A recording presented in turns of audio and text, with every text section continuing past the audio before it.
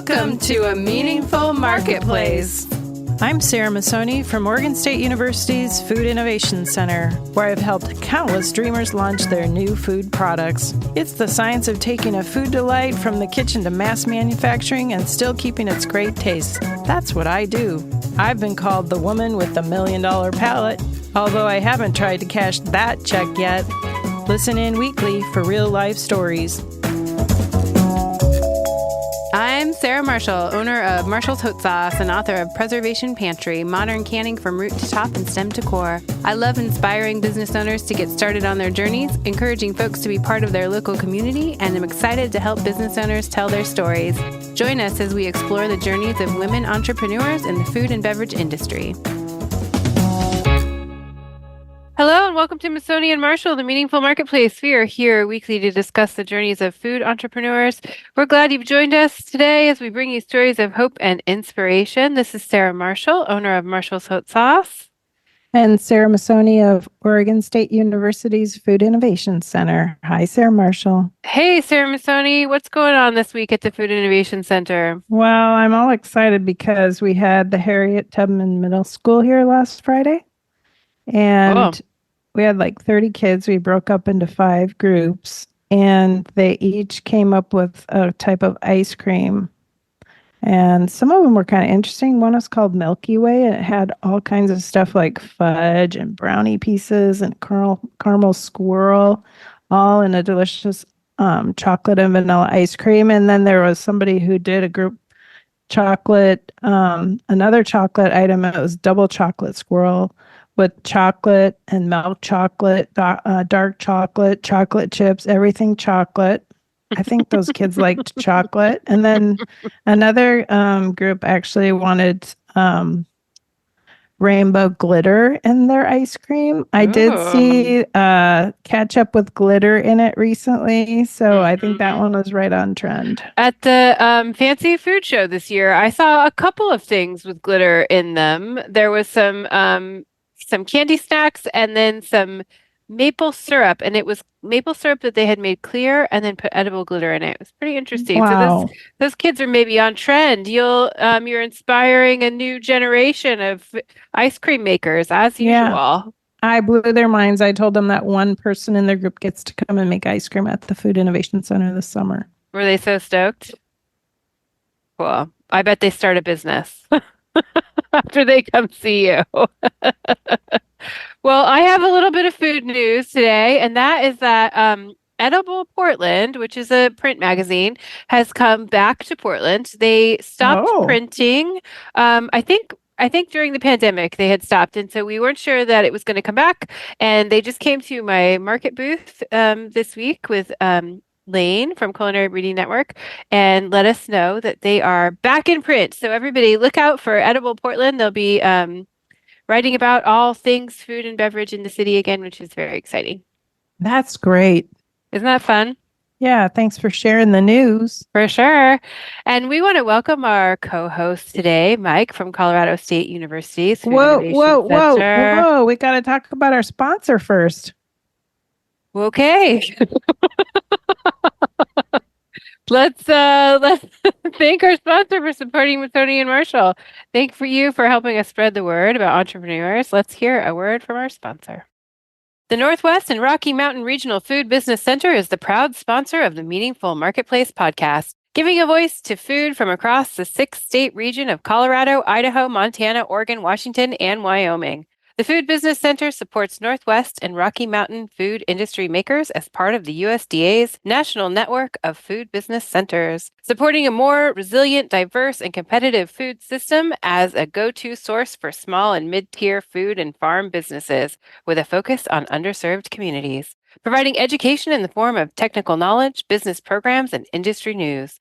We sponsor trade shows, meetups, and conferences to connect growers, producers, retailers, distributors, and processors, all to stimulate business and raise the standards of our storied food industry. Join us as we travel through the 6-state region, learning more about food makers, food hubs, and food systems. Visit the website at Northwest Rocky Mountain Regional Food Businesses.com to get connected. And now I want to welcome our co-host, Mike from Colorado State University's Food Innovation Center. Thank you for being the Colorado expert while we meet all our wonderful new friends. Welcome, Mike. Good to be back. Thanks for having me back. Yeah, we have been partnering with the Regional Food Business Center to bring you people from regions around the country, and we are meeting business owners from the great state of Colorado. So I would like to introduce you to Rick DeSimone. He is the owner of Quarantine Project Hot Sauce in Denver, Colorado. Welcome, Sarah, Rick. thank you so much for having me. I'm thrilled to be here. Mike, good to see you. I'll See see you, you on Rick. Wednesday as well. Will you be there Absolutely. Awesome. Are you guys Wednesday meeting up for something? Yeah, you didn't invite us. Tell us about it. What? Well, you're always invited, both of you. Wednesday night is Naturally Boulders, and so they're a big partner of us, and that's, I think, through who we met, Rick, right? Through one of their events about a year ago, probably. Mhm. I would Either them or imagine. Colorado Food Works. Exactly. And so they are doing their biggest networking event. It's called their Spring Fling. And so they're going to have upwards of about 350 people there, all food makers, all kind of the natural food product space, coming to what we call our backyard here at CSU Spur. It's just a nice kind of informal meeting space, got like a dry river running through it, some different picnic tables. It's just a nice outdoor space. And so there's going to be a couple of different people demoing some booth, demoing their products. We're sponsoring the ice cream, and so we just kind of picked it up from a local producer, Bonnie Bray Ice Cream, and so we're excited about it. It should be a great time. That's so fun. sounds Someday maybe tasty. we'll make it to your spring fling. Well, we always like to connect our listeners to you, Rick. So how can they find you online, like your social media, your website, those kinds of things? So we have qpsauce.com.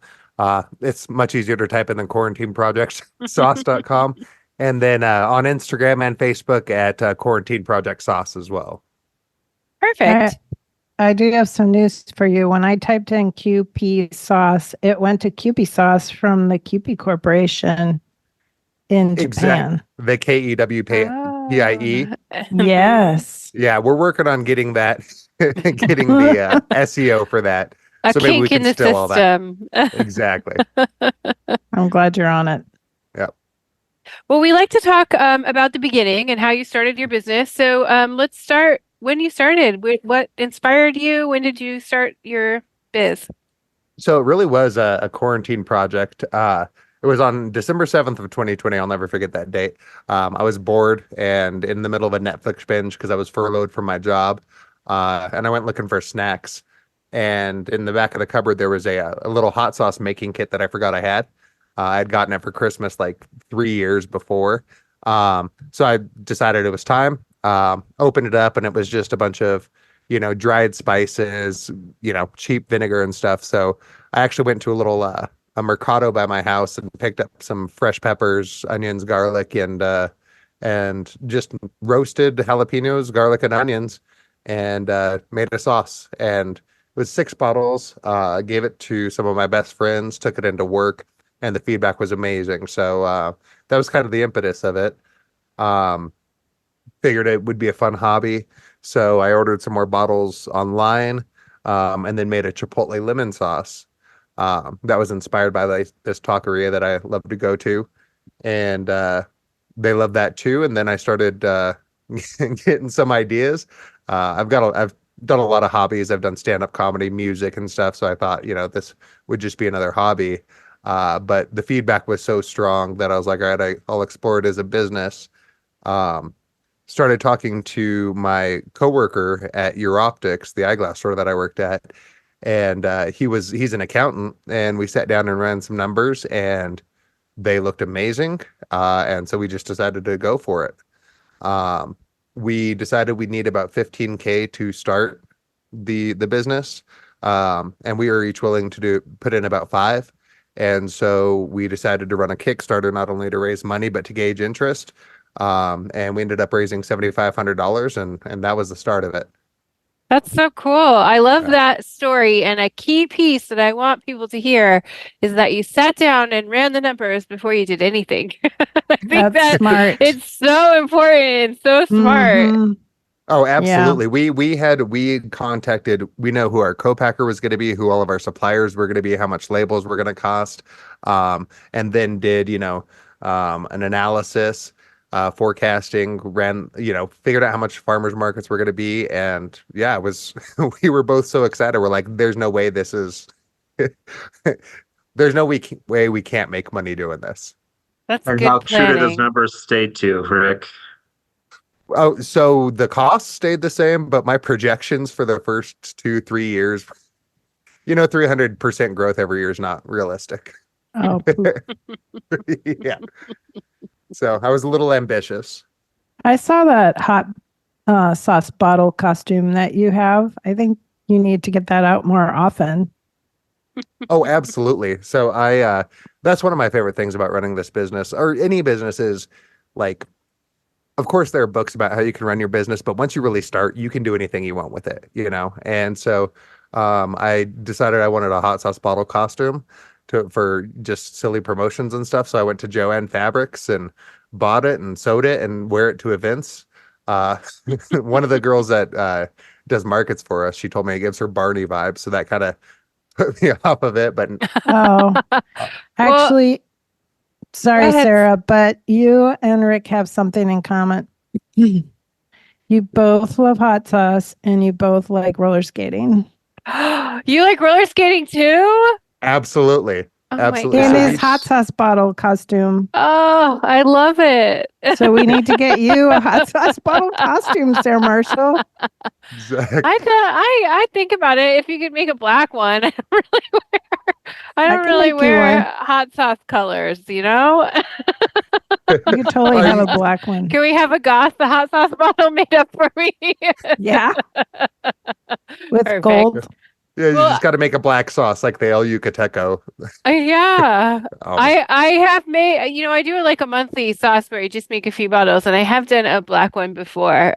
We used black currants in it. We made it with Bonnie from Kochka, a restaurant here, and we made it with all these like really cool Russian flavors, and then served it with sausage at an event. It was very fun. I that could sounds have worn it. delicious. I could have worn it then. Well, I was gonna say too about the hot sauce bottle costume is that we have a pretty well-known hot sauce company in Portland, Secret Aardvark, and they Yes. invested in a The art. Secret Aardvark costume. I Yes. mean, they say he's a person. I don't know his name. He has a name, but that comes to all the fancy food shows now and stuff. So I think I'm wondering if we start seeing more of that. It's a thing. It's a Remember thing. the Pillsbury Doughboy, Yeah. County the Tiger? It's a thing to build your business on. Yeah, and then Oh. what if that gets put into a movie like the Marshmallow Man was in Ghostbusters? Exactly. It's so What memorable. if? The goal is to make two more with two of our different flavors, and then have them interact like the M&Ms do. But I want to know who's the Yeah. taco. Who's the top? So yeah, that was that event we did. There was a party for the relaunch of one of our contractors. They do social media marketing. And so they had it at a roller skating rink, and I thought, what a fun opportunity. So I went and bought a taco costume as well, and figured they could have like just film a short little love scene where they see each other from across the rink and then meet up and then skate together. Yeah. And it was so much fun, and that's anybody And out then there that's Taco Bell sauce packets showed up too, or was that somewhere else? I was trying to figure that out.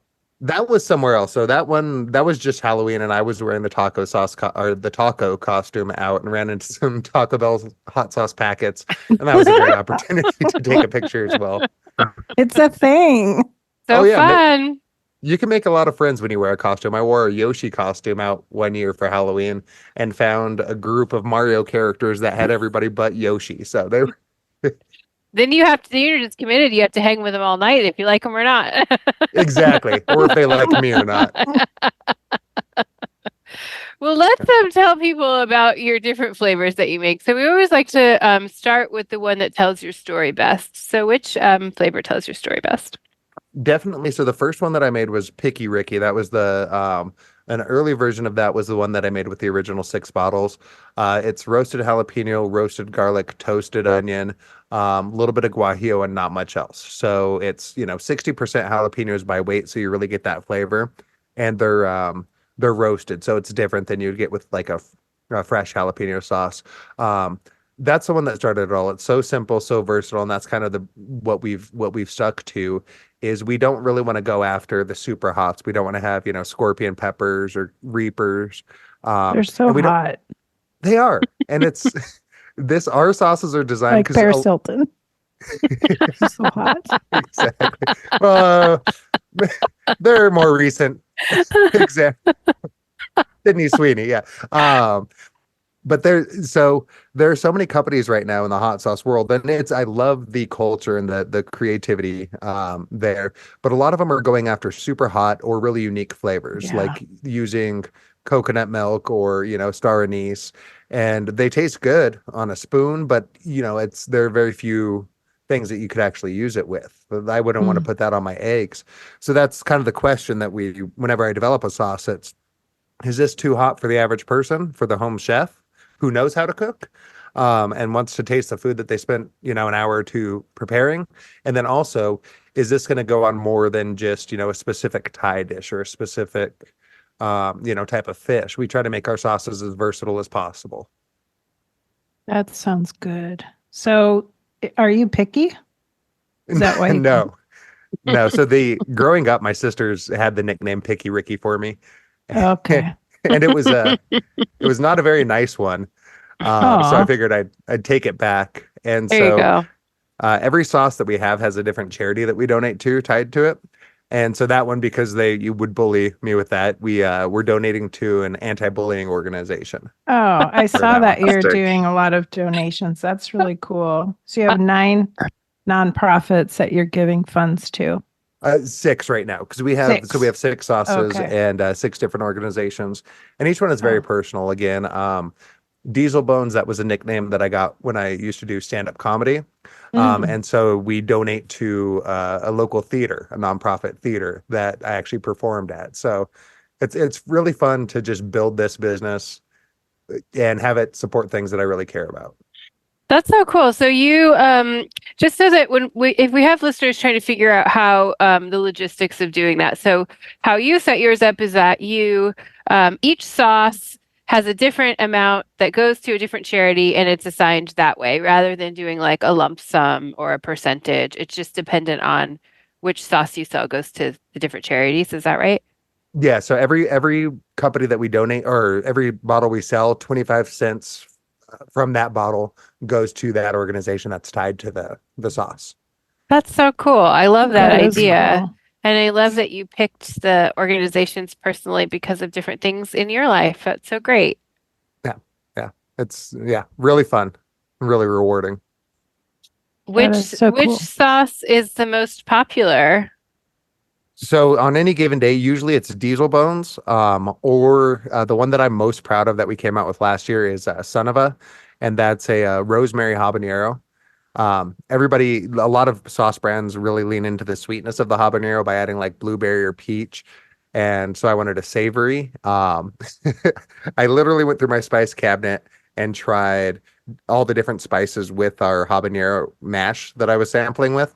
And I thought cumin would be good. It was awful. Thyme was fine, but the rosemary, there was just something about that combination that hit. And it's been big. So that and Diesel Bones are our best sellers.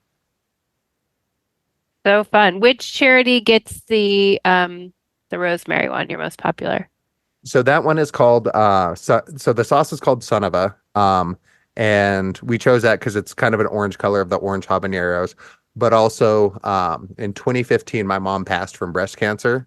And as her son, it's son of so we donate to a local organization called Ray of Hope that donates funds to cancer victims. And ironically, their logo is also a star. So it's pretty great.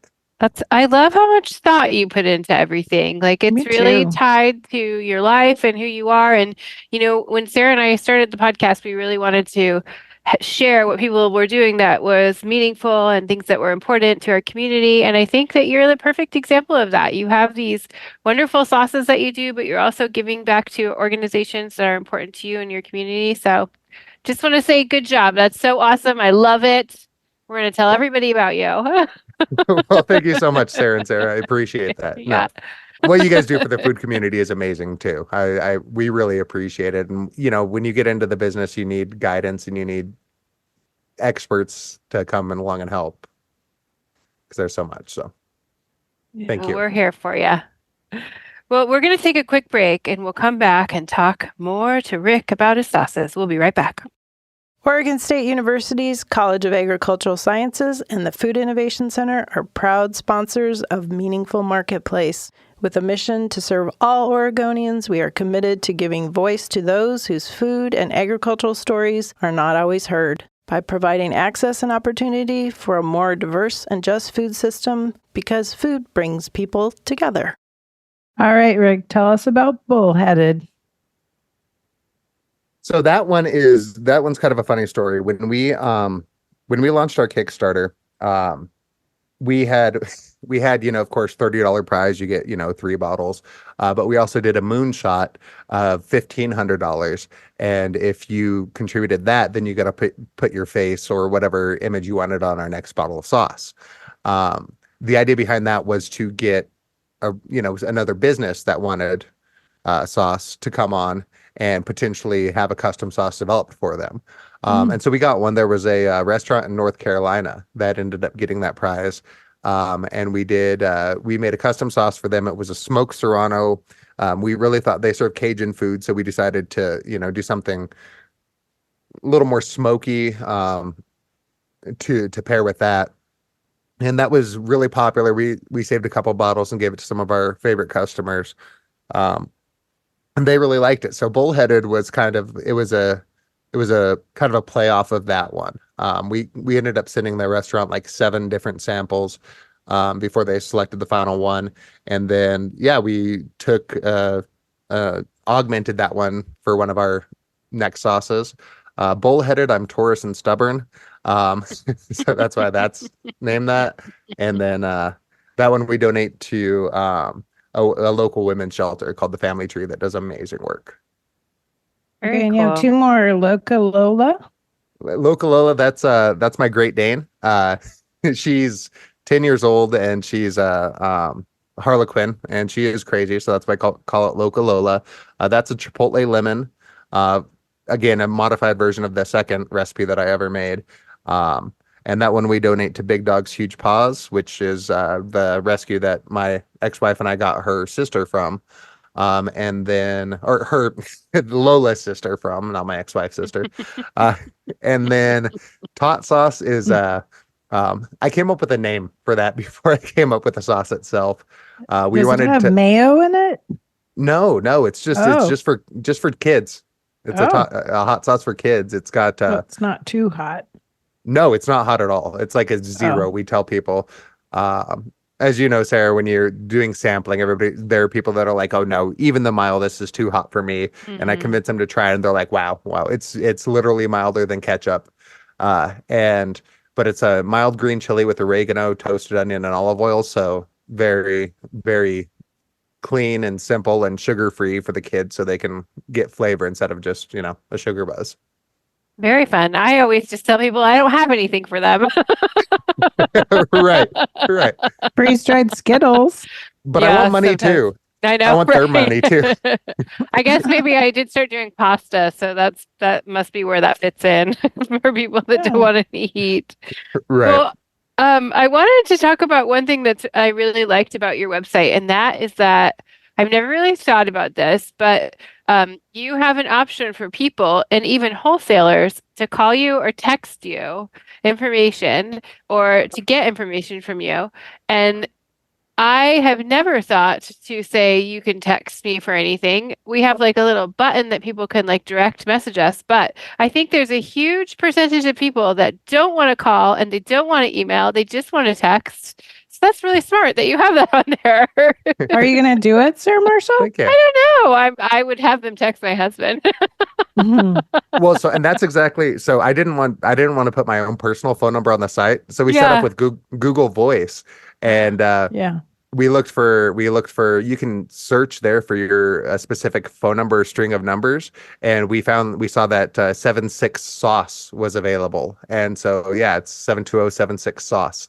That's cool. That's so smart. Yeah, I think I'm gonna have to do something like that because I feel like there's like a generation of people that they just don't want to do anything other than text. And I get it. It's totally cool, but I'm not really set up for that. So Right. you're in 35 stores in Colorado. Has it increased? That's about where we're at right now. We just got into Lever's Locavore on Friday, which is Cool. one of my favorite stores. They tons of local organic produce, local brands. I mean, their hot sauce wall is a who's who of Denver makers. So yeah, very very proud of that. But we're really trying to go more after restaurants now.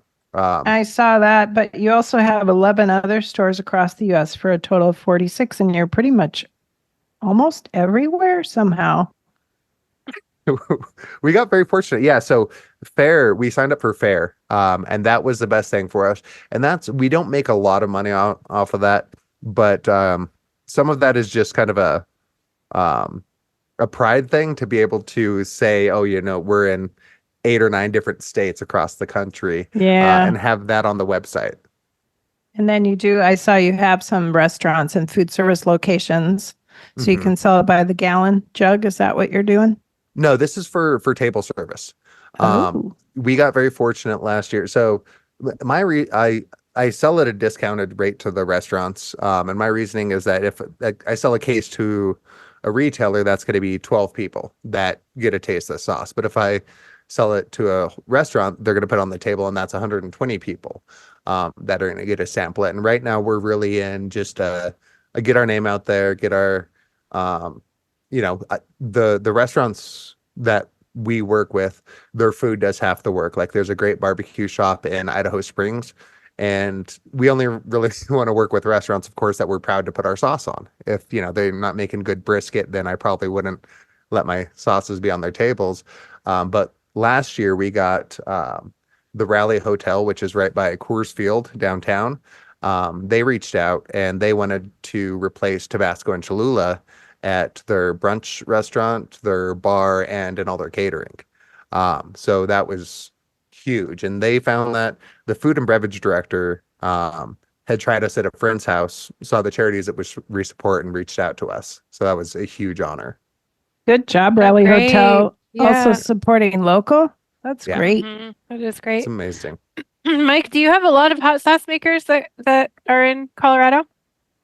There's quite a few, but I think Rick's doing it right. I think there's a lot of things that he's kind of set up.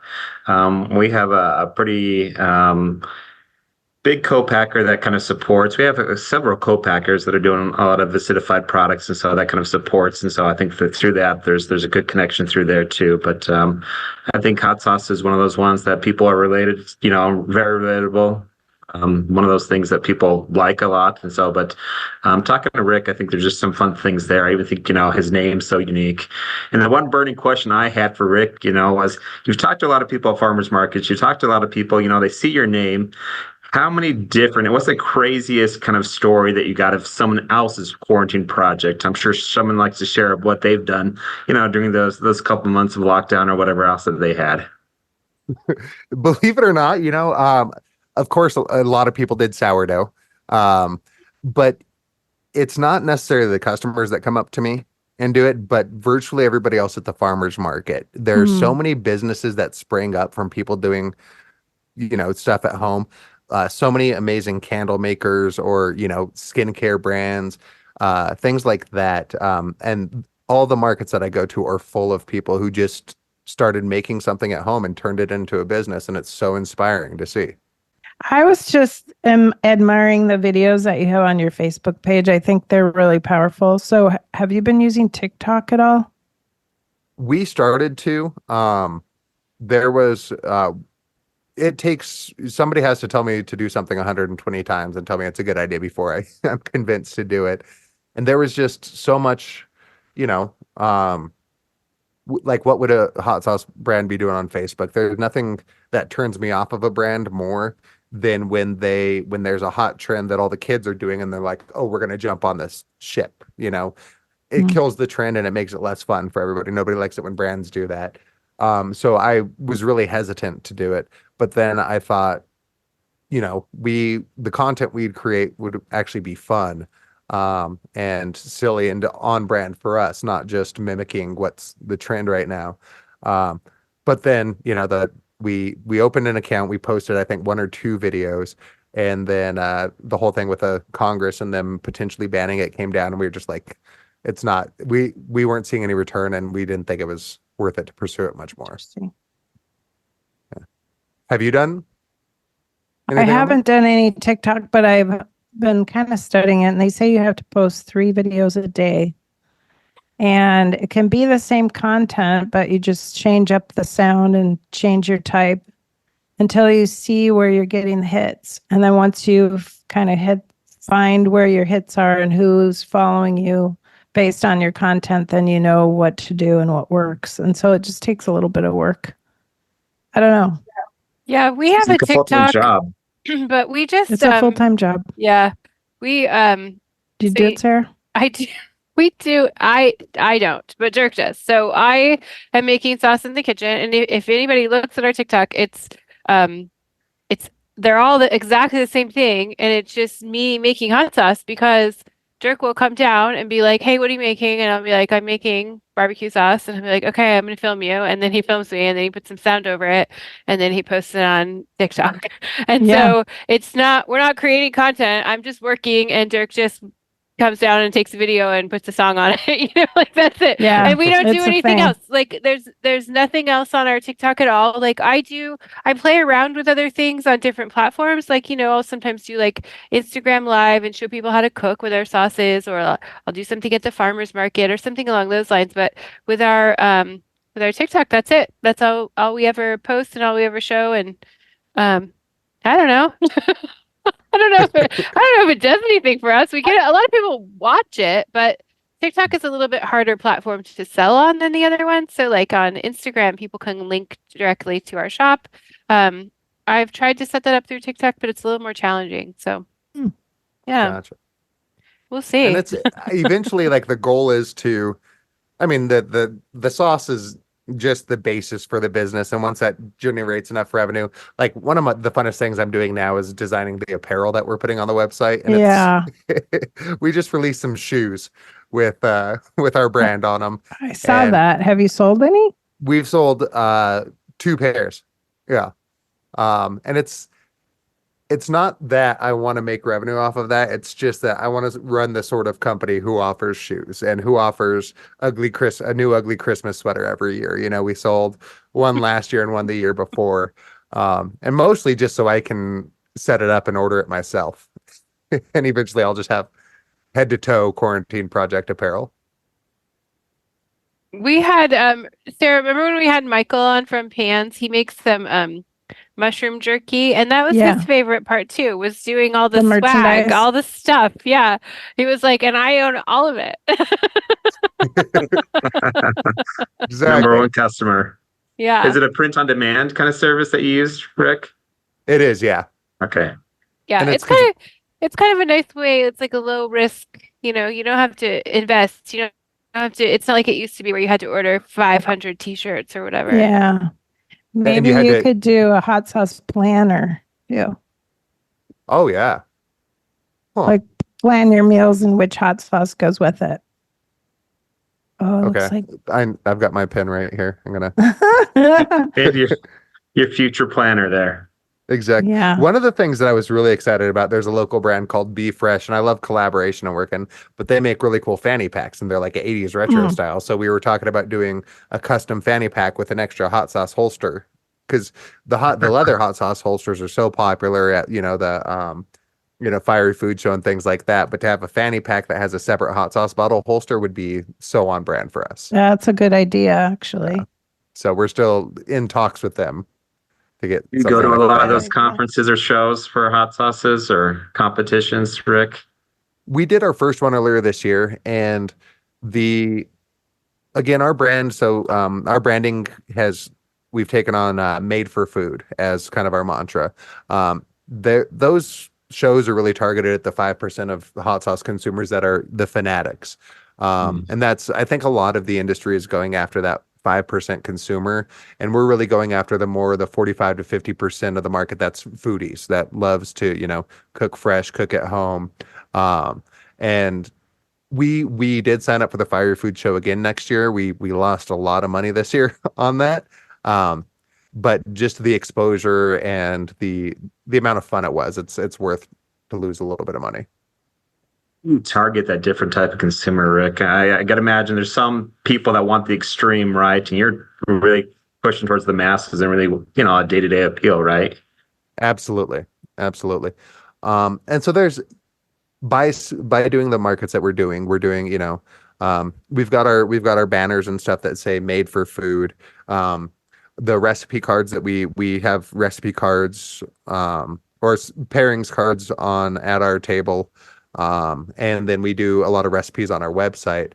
And so it's kind of more of an active or a passive targeting versus an active targeting. And it's more about the markets that we choose to do, and the sort of content that we create versus, specifically sitting down and writing out a marketing plan. Yeah. And with your food service clients, do you sit down and kind of talk to them about what would pair best with their meals, or kind of like a hot sauce sommelier, talking them through your offerings and what would be best for their menus?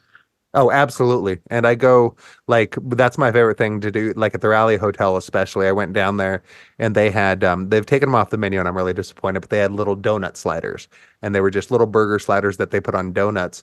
And it paired so well with the bullheaded sauce, the smoky, the the earthy, fruity. It was insane. So I love to go and try the different foods. And I'll look at their menu and make suggestions for what sauces would be good. I think you should ask them if you could do open mic and do comedy at the restaurants. Yeah, hot sauce comedy. Nobody's doing it. Have you ever heard anyone say, Marshall? No.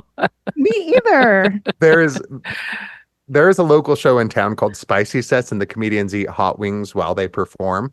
Oh, there you go. It's really fun, and you should have them eat your sauce while they do it. Oh, we were one of the first sponsors. We donated a bunch of sauce. And after a couple months, I took you got to send yours in there. I know. Yeah. I know. Well, I was just thinking that's such a fun idea. I love it. But I took the hot sauce bottle costume down, and having done stand up, I actually wrote about a 3-minute set from the perspective of a bottle of hot sauce and performed comedy as the hot sauce bottle. That's what should be on TikTok. Yeah, put it on. Put it on your TikTok. On, dude. Exactly. I loved the video you did at the Curate Mercantile for the Honey Fest. I was like, this guy needs to do more videos. I just was looking through your Facebook page and I thought, this is his communication thing he needs to do for the sauce. You said you have a newsletter, but I don't think people are reading that stuff. I think they're just watching stuff. So do your newsletters in video instead. Actually, that could be really fun. Yeah, you could do your hot sauce set as a newsletter. I do think that that's something that we haven't really touched on the show is newsletters. So I think even when I first started taking classes 15 years ago, people were like, you have to build your newsletter and you have to get all these people to sign up. And I think, I think that was true, but I don't think so much anymore. Like we still do a newsletter, but I don't think it's as powerful, even though we have the same amount of subscribers or whatever. But the only way I ever get any interaction is if I give a discount code of some kind, which is fine. But I want to be providing something that is beneficial, or fun. And so I think that I think we should all maybe relook at newsletters and say, is this really something that is worth all of our time as business owners? Is it doing anything for us? I'm not sure that it is. And that was one of the things, because that's when I first started, everybody was like, oh, you have to do a newsletter, you have to do a newsletter. And I was so opposed to it that I actually made a post on our Instagram page saying, if I have to remind you to buy our hot sauce, then I'm not doing a good enough job with the hot sauce. You know what I mean? Um, it took 3 years, and we sent out our first newsletter in March, and it was after a lot of deliberation and committing to only doing one like every 2 months, because everybody's inboxes are flooded, and it's just, you don't want to get lost in the noise. Yeah, So it's true. Well, unfortunately, you guys, we're running out of time. So I always like to ask, is there any business advice that you would like to give to people that are currently dreaming up a business? yes, networking is a dirty word a lot of times, and people think it's stuffy. You're in a hotel ballroom and you're exchanging business cards and pleasantries, but it's so much more than that. My favorite thing is engaging with other business owners, talking about our business. I joined the board of Colorado Food Works because I love helping new businesses grow and talking and sharing experiences and stuff. And that's really what networking is finding people that are passionate about what they're doing, and communicating your experiences, because you can, as much as they can help you, you can help them too. Because one of the things as a business owner that is sometimes you can lose that passion, and talking with people who are just getting into it and realizing how far you've come, it just makes it so much more rewarding. So engage with your fellow business owners, share advice. Don't be afraid to, not all your trade secrets, don't give away your recipes, but don't guard your information. Be open with it, and then they'll be open with it, theirs to you. And that's how you and I, Sarah, we're not competing with each other. We're competing with Tabasco. We're competing with Sriracha. We're competing with these big brands. And so it doesn't help anybody for us to fight each other.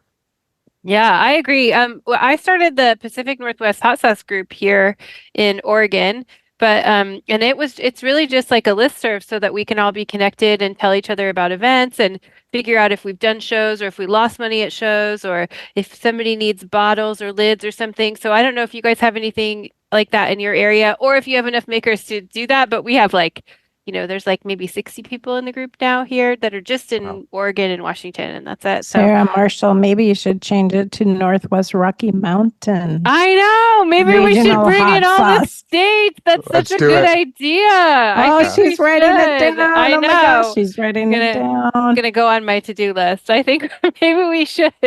Yeah. We'd love to join. Yeah. Yeah, I think it's good. I think it just too it develops a lot of friendships and support. And so then when you show up to an event, sometimes it does, you've been to the fire food show, people can be a little bit like bullies. And so it kind of takes that away, and it makes it so that, you're friends and helping each other and looking out for each other. So it's just changes the game of hot sauce a little bit to all join the same team.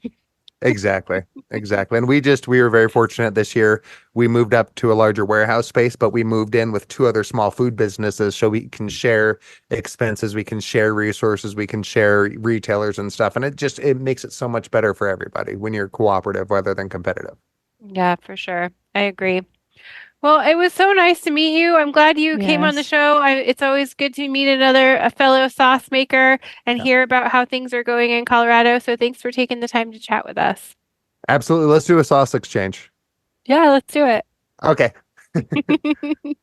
We record Masoni and Marshall live every week. You can find us on your favorite podcast platform like iTunes. Thank you to our audio engineer, Allon, and our production assistant, Chelsea. If you want to be a guest on the show, you can send us a DM on our Instagram, Masoni and Marshall, and we'll be back next week, everybody. Thanks for joining. Bye. Bye for now. You're listening to the Startup Radio Network. Listen, learn, launch. 10% of our gross revenue goes directly to women entrepreneurs in developing countries around the world through Kiva's microfinance program.